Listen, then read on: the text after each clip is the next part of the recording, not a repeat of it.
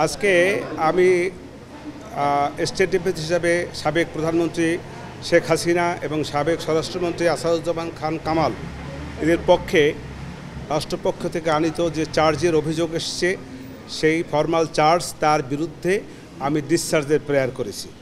আমি ডিসচার্জে তাদেরকে অব্যাহতির প্রার্থনা করেছি। অব্যাহতির প্রার্থনার মূল যে বিষয়গুলি ছিল সেগুলো এই যে তার বিরুদ্ধে যে সমস্ত কথাবার্তা এসছে সেগুলো কল্পিত, উদ্দেশ্যপ্রণোদিত, রাজনৈতিক উদ্দেশ্যপ্রণোদিত এবং যেগুলোর কোনো সত্যিকারের ভিত্তি নাই। এবং ওনার যে রাজনৈতিক দর্শনে এবং দীর্ঘ বছরের শাসনামলে এই সাবেক প্রাইম মিনিস্টারের যে সমস্ত কল্যাণ, যে সমস্ত ভালো ভালো কাজ, এই সব বিষয়ে তার প্রতি রাজনৈতিকভাবে ঈর্ষান্বিত হইয়া এই মামলাটার আনয়ন করা হয়েছে। এটি হলো মূল বক্তব্য। আমার যুক্তিটা হলো এই যে প্রথম কথা হলো যে সে রাজাকারের নাতিপুতির যে বক্তব্যটা এসছে, সাবেক প্রধানমন্ত্রী রাজাকারের নাতিপুতি এইভাবে উনি বলতে চান না এবং বলেনও নাই। আর রাজাকারকে ধ্বংস করে দেওয়া, তাদেরকে হত্যা করা, এরকম একটা প্রশ্ন আসছে এই মামলার মধ্যে। সেক্ষেত্রে আমি বলেছি যে উনি দীর্ঘ বছর শাসনামলে ছিলেন। উনি যদি চাইতেন রাজাকারকে হত্যা করে ফেলবেন তাহলে ইতিপূর্বেই পারতেন। উনি ইতিপূর্বে যেহেতু রাজাকারদের হত্যা করেন নাই, আজকে আসে কেন বাচ্চা ছেলেদেরকে হত্যা করবেন? এটা হল প্রথম কথা। দ্বিতীয় কথা হলো ওনাদেরকে বলা হয়েছে যে তাপস সাহেবের সঙ্গে উনি ফোনালাপ করেছেন, সেই ফোনালাপে বিভিন্ন ছাত্রদেরকে হত্যার নির্দেশ দিয়েছেন। আমি বলেছি এটা সঠিক না, এরকম কোনো নির্দেশ প্রশাসনের পক্ষ থেকে কোনো ডকুমেন্টারি কোনো এভিডেন্স তাদের কাছে নাই। তৃতীয় কথা হলো যে রংপুরে বেগম রোকেয়া বিশ্ববিদ্যালয়ের ছাত্র আবু সাঈদের যে হত্যার নির্দেশ দিয়েছেন, এরকম কোনো বক্তব্য, যে বক্তব্যগুলো এনেছে এগুলো সঠিক নয়। কারণ হলো এরকম কোনো ডকুমেন্টারি এভিডেন্স এ রাষ্ট্রপক্ষে তার যে দাখিলীয় কাগজপত্র তার মধ্যে নাই। আর 4 এবং 5 নম্বর যে অভিযোগগুলি সেইগুলি বেলা 5টার, উনি তো বেলা 2টার, ওখানে বলা হয়েছে 14 আগস্ট থেকে 5ই আগস্ট, হ্যাঁ 14 জুলাই থেকে 5ই আগস্ট 2:30 বোধহয় সম্ভবত, পারহাপস হয়তো একটু ভুল হতে পারে, সেইখানে মধ্যে ঘটনা। অতএব ওই দিন তো সে তো বাংলাদেশেই ছিলেন না।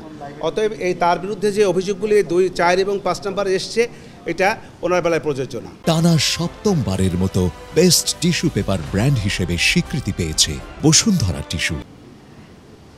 এই আমার বক্তব্য। তাহলে আপনি কি চাচ্ছেন? প্রার্থনাটা বলেন। আমার প্রার্থনা হলো আমি চাচ্ছি আসামিদেরকে এই মামলার দায় হইতে অব্যাহতি। তো শুরুতেই বলেছি কথা। শেখ হাসিনা কোনো হত্যা নির্দেশ দেননি? প্রত্যক্ষ পরোক্ষ কোনোভাবেই না। কিন্তু কল রেকর্ডে আসছে কিটা?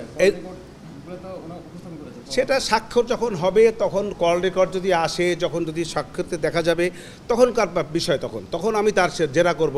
জেরা যদি আমি সেই কল রেকর্ডকে মিথ্যা প্রমাণিত করতে পারি তাহলে এটা আমার পক্ষে যাবে, আর যদি মিথ্যা প্রমাণিত না করতে পারি বিপক্ষে যাবে। আর ঊর্ধ্বতন কর্তৃপক্ষের দায়ের বিষয়ে আপনার যুক্তি কি? ঊর্ধ্বতন কর্তৃপক্ষের দায়ের বিষয়ে আমার বক্তব্য হলো এই যে ঊর্ধ্বতন কর্তৃপক্ষ হিসেবে যে কথাগুলি বলেছে সঠিক বলে না। এটা আমার বেলায় প্রযোজ্য না। আমি এরকম কোনো ঊর্ধ্বতন কর্তৃপক্ষ হিসেবে কোনো রকমের নির্দেশ আমি প্রদান করি নাই।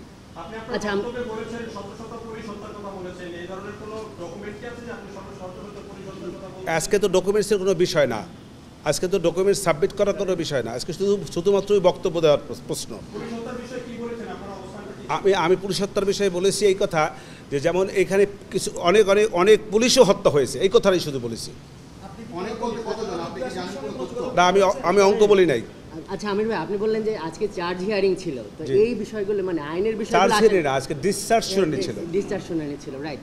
তো এখানে যেই হিয়ারিংগুলো ওই প্রসিকিউটররা বলছে যে এইগুলো এখানে আসার কথা না, আইনগত কোনো ব্যাপার যদি থাকে, যেমন আপনি তুলেছেন যে এই আইনে মানবতা বিরোধী অপরাধ মানে এই বিচারটা হয় না, মানে সেই ব্যাপারে আমার বক্তব্যটা হলো যে মানবতা বিরোধী অপরাধ এই দেশে কোনো যুদ্ধ হয় নাই।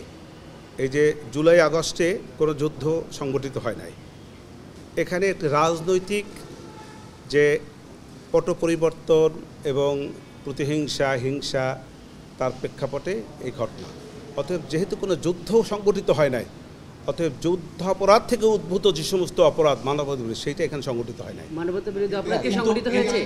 কিন্তু যুদ্ধ ওয়াইড স্প্রেড আর সিস্টেমেটিক ওয়েতেই তো হয়েছে। মানে মানবতা ওনারা বিরোধী যেটা অপরাধ বলছেন কি হয়েছে? জেরা করে না যে হত্যাটা হয়েছে সেটা ওয়াইড আপনারা তো উত্তর দিয়েছি, আপনারা যদি আমাকে জেরা করেন এটা তো ঠিক না আসলে। হ্যাঁ, জি না, আমি আমার যে কাগজপত্র, যে সমস্ত কাগজপত্র প্রসিকিউশন পক্ষ থেকে আমাকে দেয়া হয়েছে সেই সকল কাগজপত্রের প্রেক্ষাপটেই আমাকে মামলা করতে হবে, এবং আমি চেষ্টা করব না। তো আমি যোগাযোগের চেষ্টা করার বিধান নাই, আইনে বিধান নাই।